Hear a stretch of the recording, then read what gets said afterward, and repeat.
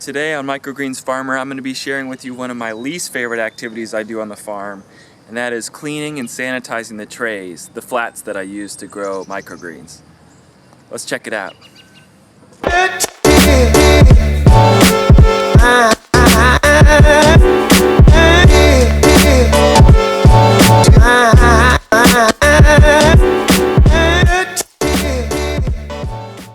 So as you can see, we've got a bunch of trays here piled up that need cleaned. So this process is not really very pretty. I generally do this every 2 to 3 weeks or so, and I'm just going through and cleaning a couple piles about like this.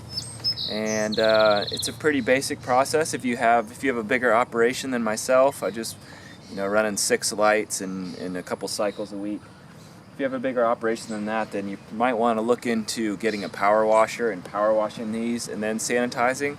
My general process is I lay them out in the grass, I scrub them, give them a dry scrub, and then I spray them down, and then I soak them in a bleach sanitizing solution, and then lay them out to dry. So we'll go through that whole process here so you can see what it looks like.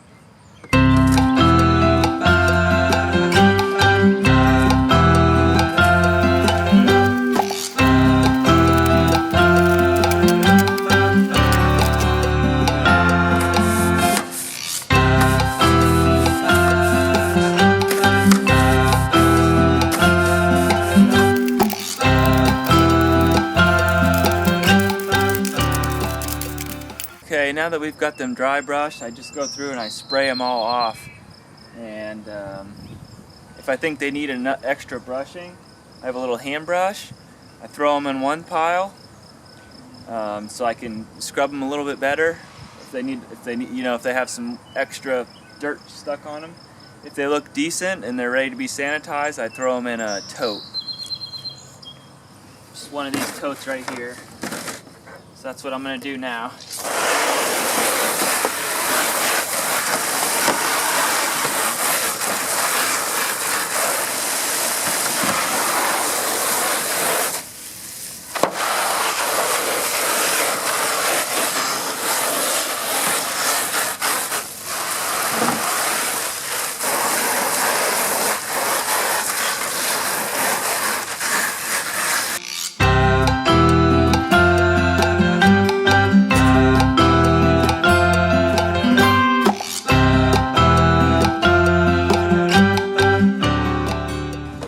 I just had 2 of them that I felt needed a little extra scrub.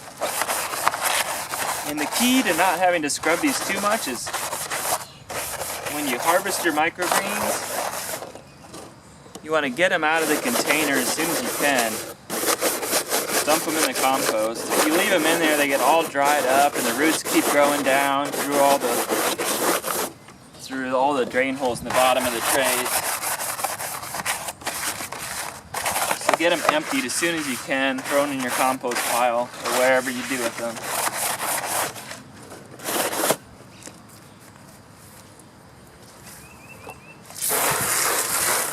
And I actually do this process all winter long. In the winter I'll time it for a day that's a little more mild if I can, but I put on rain gear and warm clothes. And I add some hot water, some warm water into the hose. So I run the hose from inside in the winter. And, I run it up at warm so my hands don't freeze off. But essentially the exact same process.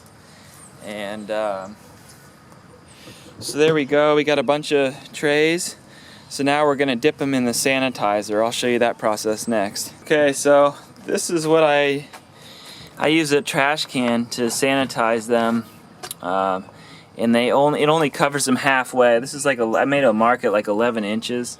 So I fill this up with water to there, and then I'm gonna add bleach to it, and it's about 5.5 gallons, 5 3/4 gallons. And you want to add 1 tablespoon of bleach per gallon of water as a sanitizer. So for me, that's about 1/3 cup. So I'm gonna fill it up to there and add the bleach and then mix it around for a second, and then I'll show you how I dip them in there.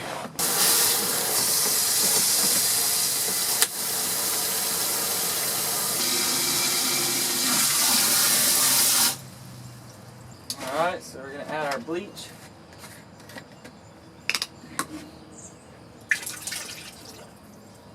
Give it a quick stir.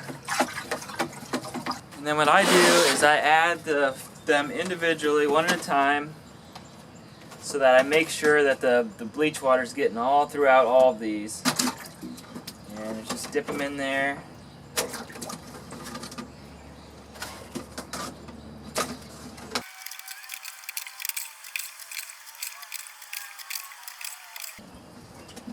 And once you get them in there, you want to leave them in there for like 3 to 5 minutes or so. I flip it over then and do the other half of these. And you know, the reason I only do it half full is because I don't like to pour the bleach out in my yard. Just to get that bleach in the ground, it just like kills grass and it's probably not healthy. So I carry it inside and dump it down the drain. But if you have a drain where you're doing this kind of activity or whatnot, you can even do it in your tub. You could fill it all the way up to the top, completely cover it, and just use more bleach if you wanted to save time. But you'll be using more bleach and you'll be using more water, so that's why I do it this way. I'm usually doing this while I'm doing some other farming activity, like, you know, prepping trays or preparing flats, seeding flats or whatever. So that's why I don't mind having to wait a little bit. So we'll do that one. We'll flip this one over, let it sit another 2 minutes. Then we'll do the rest of these trays, and then we'll air them out to dry.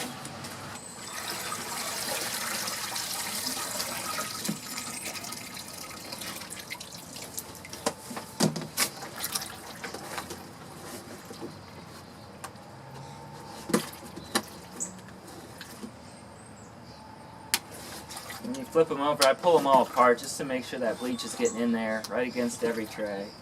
Sure, it probably is most of the time, but...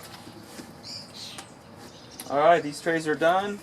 So we're just going to lift them out, let that bleach drain off. We got another batch to put in there.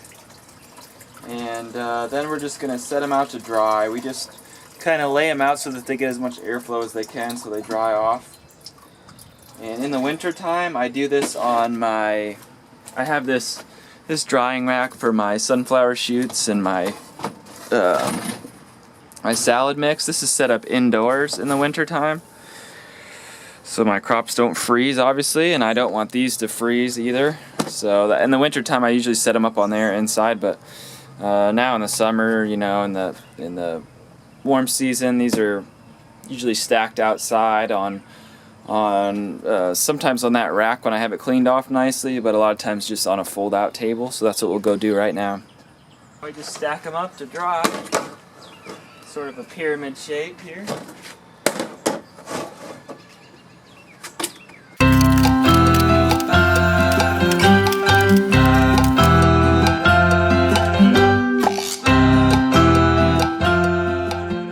So there you guys go. I've got, you know, 30 or so trays stacked up here. They'll sit out here.